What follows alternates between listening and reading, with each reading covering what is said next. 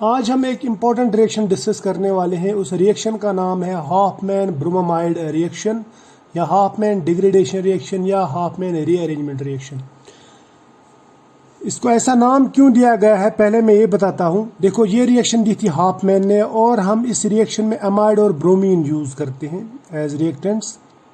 और डिग्रेडेशन इसलिए कहते हैं इसको क्योंकि इसमें जो प्रोडक्ट बनता है उस प्रोडक्ट में रिएक्टेंट के कंपैरिजन में एक कार्बन हमें कम मिलता है, कम आ जाता है।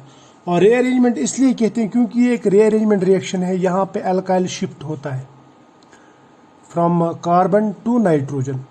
तो ये हो गई एक बात। दूसरी बात, ये जो रिएक्शन है हॉफमैन ब्रोमाइड रिएक्शन, इससे हम प्राइमरी अमाइन्स बनाते हैं। तो ये प्राइमरी अमाइन्स के लिए खास रिएक्शन है। और अमाइन्स किससे बनाते हैं? अमाइड्स से, यानी हम अमाइड को कन्वर्ट करते हैं अमाइन्स में। देखो होता क्या है, अगर हम कोई भी अमाइड लेंगे जिसमें नाइट्रोजन पे हाइड्रोजन प्रेजेंट होंगे, उसका अगर हम रिएक्शन ब्रोमीन, एक मॉलिक्यूल ब्रोमीन या एक मोल ब्रोमीन के साथ में रिएक्शन लगाएंगे in presence of 4 times KOH या 4 टाइम्स NaOH, तो हमें एक अमाइन मिलता है, प्राइमरी अमाइन। अब देखो, इस अमाइन में और इस अमाइड में फ़र्क क्या है। इस अमाइड का ये जो ग्रुप है ये निकल जाता है, CO ग्रुप निकल जाता है और RNH2 रह जाता है, RNH2 रह जाता है। और साथ में इसके जो बाय प्रोडक्ट्स बनते हैं वो बनते हैं कार्बोनेट, जैसे पोटेशियम कार्बोनेट या सोडियम कार्बोनेट। ये 2 मॉलिक्यूल्स बनेंगे, ये एक मॉलिक्यूल बनेगा और 2 मॉलिक्यूल हमें वाटर मिलेंगे और साथ में हमें KBr या NaBr ट्वाइस मिलेगा। अब ये रिएक्शन सिर्फ एल्काइल एमाइड्स के लिए एप्लीकेबल नहीं बल्कि एराइल एमाइड्स के लिए भी। जैसे यहाँ पे हमने एक एराइल एमाइड लिया, उसका ब्रोमीन के साथ में अगर हम रिएक्शन लगाएंगे, ठीक है, ये पहले मैं डायरेक्ट वाली बता रहा हूँ आपको रिएक्शन होता क्या है। तो ब्रोमीन के साथ में रिएक्शन लगाएंगे इन प्रेजेंस ऑफ KOH, तो होता क्या है, ये जो ग्रुप है ये वाला CO, ये यहाँ से अमाइड से निकल जाता है, ये गायब हो जाता है, ठीक। और हमें मिलता है ये एराइल NH2 ग्रुप, यानी ये 2 जुड़ जाते हैं। ये निकालना है बस, सिर्फ ये आपको गायब करना है, ये हमको मिल जाता है, ठीक। अब देखो, कहीं कहीं पे आपको इन दोनों के बदले में ऐसे दिखाया जाएगा KOBr, तो इससे भी यही रिएक्शन होती है। तो ये याद रखना, KOBr या KOHBr2। एक्चुअली ये दोनों जब रिएक्ट होते हैं तो ये बनता है पहले, तो ये रिएक्शन हो जाती है। क्लियर? अब इसमें इंपॉर्टेंट पॉइंट्स क्या है? तो सबसे पहले इंपॉर्टेंट पॉइंट आपको ये याद रखना कि जब भी इस तरह का रिएक्शन मिल जाए आपको अमाइड और ब्रोमीन का, या इन प्रेजेंस ऑफ बेस, या अमाइड और KOBr का या NaOBr का रिएक्शन आपको मिल जाए, तो आपको CO गायब करना है, बाकी ये दोनों जोड़ने हैं, बस। ये हो गई रिएक्शन। अब इंपॉर्टेंट पॉइंट्स क्या है? देखो, इंपॉर्टेंट पॉइंट ये है कि ब्रोमीन जो है ये सिर्फ एक मोल, यानी एक मॉलिक्यूल में बोलूँगा पर मॉलिक्यूल ऑफ अमाइड जो है ये हम यूज़ करते हैं। और KOH या NaOH जो है 4 मोल्स या 4 टाइम्स यूज़ किया जाता है, ठीक। दूसरा पॉइंट आपको याद रखना है कि ये डिग्रेडेशन रिएक्शन है, क्योंकि इसमें नंबर ऑफ कार्बन जो है ये कम हो जाते हैं। यानी रिएक्टेंट में अगर सपोज इतने कार्बन है तो प्रोडक्ट में ये वाला कार्बन जो है ये गायब हो जाता है। क्लियर? तो एक कार्बन कम हो जाता है प्रोडक्ट में। तीसरा जो पॉइंट है, ये एक इंट्रामॉलिक्यूलर यानी with in the molecule rearrangement होता है। ये विद इन मॉलिक्यूल्स नहीं, यानी 2 मॉलिक्यूल्स के बीच में रीअरेंजमेंट नहीं होता, बल्कि एक ही मॉलिक्यूल के अंदर रीअरेंजमेंट होता है। तो ये याद रखना कि इंट्रामॉलिक्यूलर रीअरेंजमेंट रिएक्शन है। इसके बाद में और एक पॉइंट जो है वो याद रखना है कि इसमें जो इंटरमीडिएट बनता है वो बनता है नाइट्रीन इंटरमीडिएट, जिसके प्रूफ भी हमारे पास में मौजूद हैं, क्योंकि नाइट्रीन इंटरमीडिएट जो है ये आइसोलेट किया गया है। और 5वां जो पॉइंट है जो आपको याद रखना है कि इस रिएक्शन में कॉन्फ़िगरेशन जो होती है वो चेंज नहीं होती बल्कि रिटेन होती है। यानी इसमें इन्वर्जन ऑफ कॉन्फ़िगरेशन नहीं होता है बल्कि रिटेंशन ऑफ कॉन्फ़िगरेशन होता है। क्लियर? अब मैं इसका आपको मैकेनिज्म दिखाता हूँ। देखो, मैकेनिज्म हम लेंगे इस रिएक्शन के लिए, RC डबल बॉन्ड ONH2 यानी amide plus Br2 in presence of 4 times KOH, it will give us amine or NH2। ये हमें रिएक्शन है, मेन रिएक्शन ये है। अब ये बनता कैसे ये हम देखेंगे। देखो होता क्या है, ये हम एमाइड बनाएंगे पहले, यानी ये वाला एमाइड RC+O NH2 ये बना दिया। उसके बाद में KOH जो रहता है, क्योंकि एक्वस KOH रहता है, एक्वस याद रखना, ये ब्रेक होके K पॉजिटिव OH नेगेटिव बनाएगा। ठीक, OH नेगेटिव यानी बेस, OH नेगेटिव अटैक करेगा इस हाइड्रोजन पे या इस हाइड्रोजन पे, दो में से एक, because these hydrogen are acidic hydrogen. ठीक है, तो होता क्या है, यहाँ से ये प्रोटॉन निकलता है और ये इलेक्ट्रॉन पेयर जो यानी ये बॉन्ड जो ये इधर शिफ्ट हो जाता है नाइट्रोजन की तरफ, और नाइट्रोजन इसके साथ बॉन्ड बनाता है। ठीक, तो ये निकल जाता है।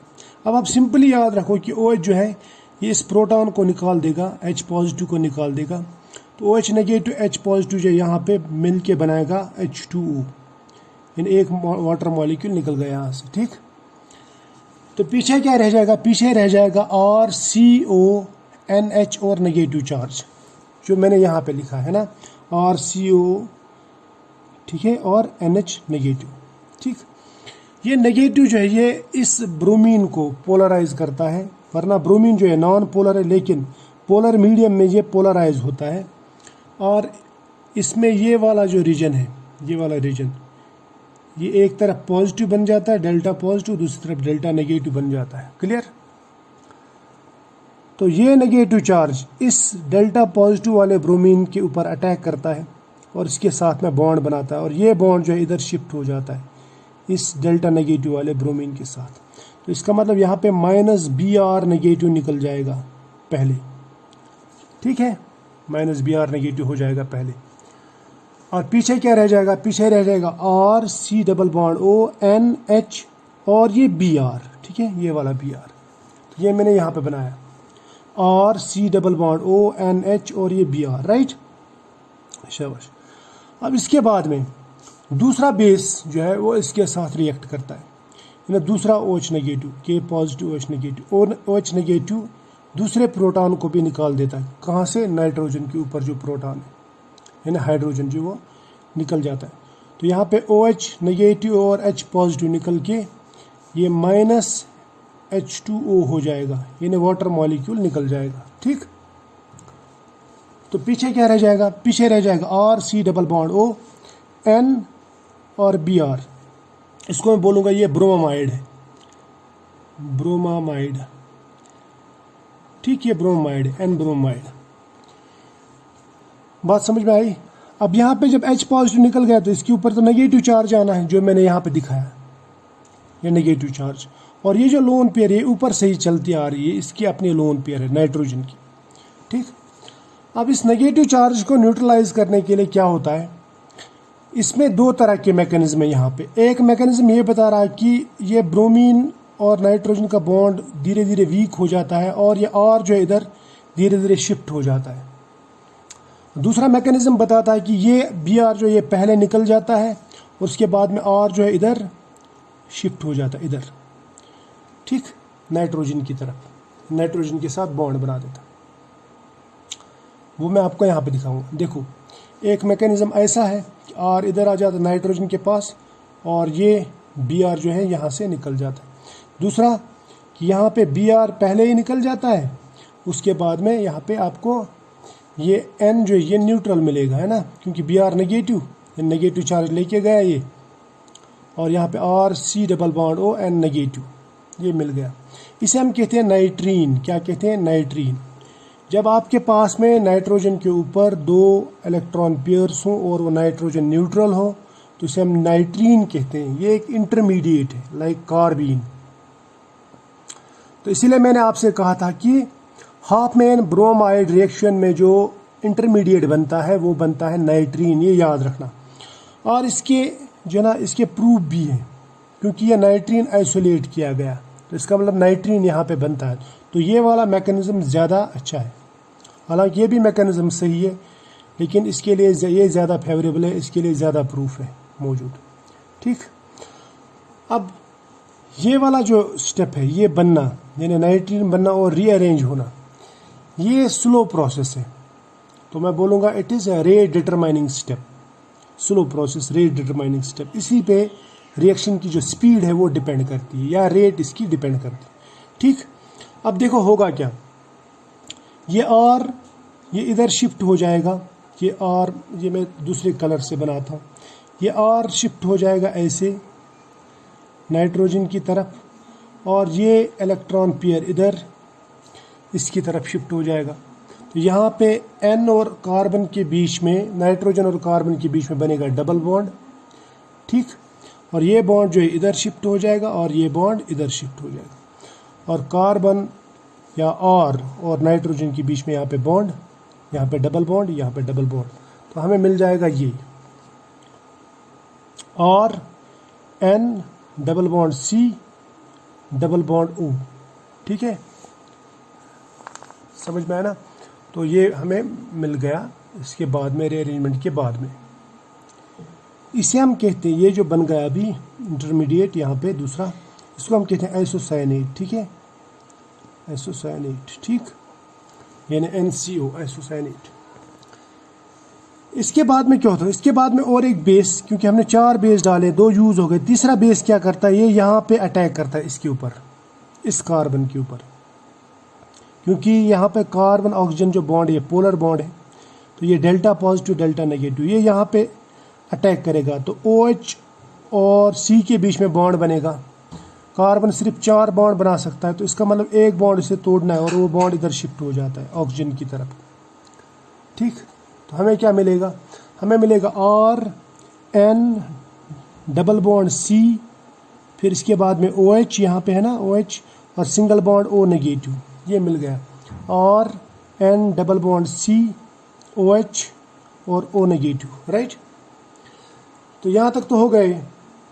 अब देखो क्या होता है, इसके बाद में ये जो OH है, OH ये भी एसिडिक है यहाँ पे, और यहाँ पे थोड़ा सा रीअरेंजमेंट और होता है। ये बॉन्ड इधर शिफ्ट होता है, यानी OH का बॉन्ड इधर शिफ्ट होता है कार्बन की तरफ, ये बॉन्ड ब्रेक होकर नाइट्रोजन की तरफ चला जाता है। तो नाइट्रोजन पे आएगा नेगेटिव चार्ज, हाइड्रोजन पे आएगा पॉजिटिव चार्ज। तो फिर ये नेगेटिव और पॉजिटिव आपस में मिल जाते हैं और यहाँ पे बन जाता है NH बॉन्ड। क्या बन जाएगा, NH बॉन्ड। ठीक है, इसके बाद में क्या होगा, इसके बाद में क्या बनेगा, देखो ये बन गया, अभी पहले सिंगल बॉन्ड था, अब ये एक बॉन्ड इधर शिफ्ट हो गया था डबल बॉन्ड, यहाँ पे डबल बॉन्ड था, ये बन जाएगा सिंगल बॉन्ड। ठीक, यहाँ तक तो हो गया। और NH के बीच में पहले बॉन्ड नहीं था, अब ये बॉन्ड बन गया, तो NH बॉन्ड बन गया, यानी RNHC double bond O negative. अब इसके ऊपर जो नेगेटिव चार्ज है, इस ऑक्सीजन के ऊपर यहाँ पे जो नेगेटिव चार्ज थी वो यहाँ पे भी, ये नेगेटिव चार्ज जो है ना यहाँ पे शिफ्ट होके इसके साथ बॉन्ड बनाएगा C डबल बॉन्ड O, और ये बॉन्ड इधर शिफ्ट हो जाएगा नाइट्रोजन की तरफ। तो इसका मतलब नाइट्रोजन के ऊपर नेगेटिव चार्ज आएगा इसकी वजह से। तो ये नाइट्रोजन क्या करता है, ये यहाँ पे जो वाटर है, वाटर सिस्टम में मौजूद जो ऊपर भी बना है और हमने मीडियम में भी वाटर रखा है, तो इस वाटर से एक प्रोटॉन निकाल देता है। तो यहाँ पे ये स्पीशी निकल जाती, देखो RNH, ये नेगेटिव चार्ज, ये पॉजिटिव, तो ये बन जाएगा यहाँ पे ऐसा RNH2 है ना, तो निकल गया, और ये बन जाएगा CO2। ठीक, ये RNH2 यहाँ पे निकल गया, और यहाँ पे हो गया CO2। पीछे क्या बचा, पीछे बचा ये OH और ये बॉन्ड वाला नेगेटिव चार्ज, यानी OH नेगेटिव। ठीक, अब CO2 बाहर नहीं निकलता, बल्कि CO2 क्या होता है, CO2 को अटैक करता है यहाँ पे OH नेगेटिव। ये याद रखना, OH नेगेटिव CO2 भी, क्योंकि यहाँ पे ये डेल्टा पॉजिटिव डेल्टा नेगेटिव, ये पोलर है, तो ये OH नेगेटिव इसके साथ में रिएक्ट करता है, एमाइन बन गया एमाइन। अब हम देखेंगे इन बाकी चीज़ों का क्या हो जाएगा नेक्स्ट पेज पे। ठीक है, यहाँ तक तो समझ में आया कि एमाइन कैसे बना, शाबाश। देखो ये OH नेगेटिव मैंने आपको दिखाया था कि कार्बन डाइऑक्साइड के साथ रिएक्ट करता है ना, ये डेल्टा पॉजिटिव डेल्टा नेगेटिव, ये भी डेल्टा नेगेटिव, ये इधर शिफ्ट, ये इधर बॉन्ड बनाएगा, ये बॉन्ड इधर शिफ्ट हो जाएगा। ठीक, अब और एक बेस जो है यहाँ पे, अब क्या बन जाएगा, ये HOC double bond O negative, ये बन गया। और एक बेस जो है ना यहाँ से प्रोटॉन निकाल देगा, यानी ये वाला जो प्रोटॉन यहाँ पे जुड़ गया था ये निकाल देगा, तो H2O यहाँ पे माइनस हो जाएगा, H2O, यानी और एक वाटर मॉलिक्यूल निकल गया। पीछे क्या रह गया, पीछे रह गया C double bond O negative, यहाँ से भी O नेगेटिव, क्योंकि ये इधर आ जाएगा ना, O नेगेटिव, इसे हम कहते हैं कार्बोनेट या CO3 2 नेगेटिव, और ये वाटर मॉलिक्यूल इधर मिल गया है ना, ठीक। अब ये कार्बोनेट जो ना, ये कार्बोनेट फर्दर वहाँ पे K पॉजिटिव जो बचे थे या Na पॉजिटिव जो बचे थे उनके साथ में साल्ट बनाएगा, सोडियम कार्बोनेट या पोटेशियम कार्बोनेट, ठीक। अब कुछ एग्जांपल्स देखते हैं। देखो, अगर आपके पास में कोई भी अमाइड हो, सपोज मैंने ये एक अमाइड लिया, इसमें 4 कार्बन चेन है और NH2, इसका रिएक्शन अगर मैं Br2KOH के साथ में लगाता हूँ या KOBr के साथ में लगाता हूँ, तो आपको क्या करना है, सिर्फ ये CO2 निकालना है, बाकी सबको जोड़ देना है। CH3 CH2 CH2 NH2 को जोड़ देना, CH3 CH2 CH2 NH2, तो ये अमाइन मिल गया। इसी तरह से यहाँ पे भी आप ऐसे करेंगे। अगर आप इसका रिएक्शन लगाओगे Br2KOH के साथ में या KOBr के साथ में, तो आपको सिर्फ CO गायब करना है, बाकी ये जो ना पेरिडीन जो है, पेरिडीन के साथ में NH2 जोड़ देना, ठीक।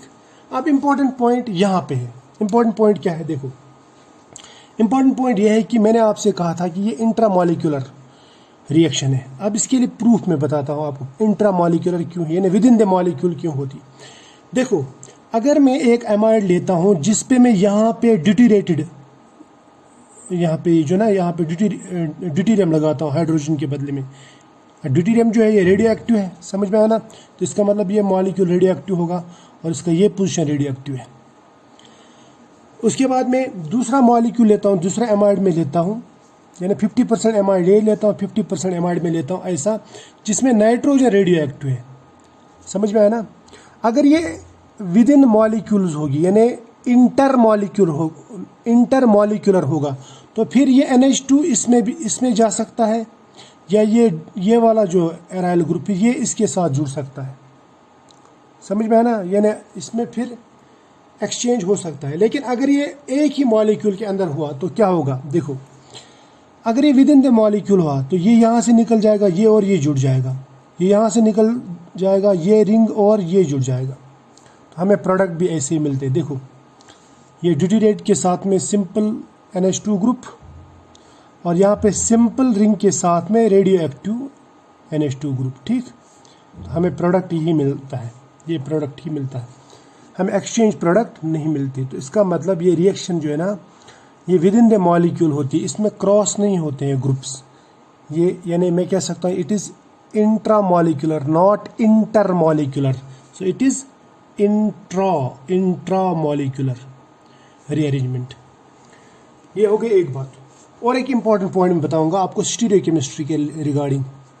सपोज मैंने एक एमाइड लिया जिसमें यहाँ पे मैंने जो एमाइड ग्रुप है ये मैंने एक कायरल कार्बन के साथ जोड़ दिया, ठीक, कायरल कार्बन के साथ। जब ये एमाइड ग्रुप जो है ना ये कन्वर्ट हो जाएगा एमाइन में, तो इसका मतलब यहाँ से ये निकल जाएगा।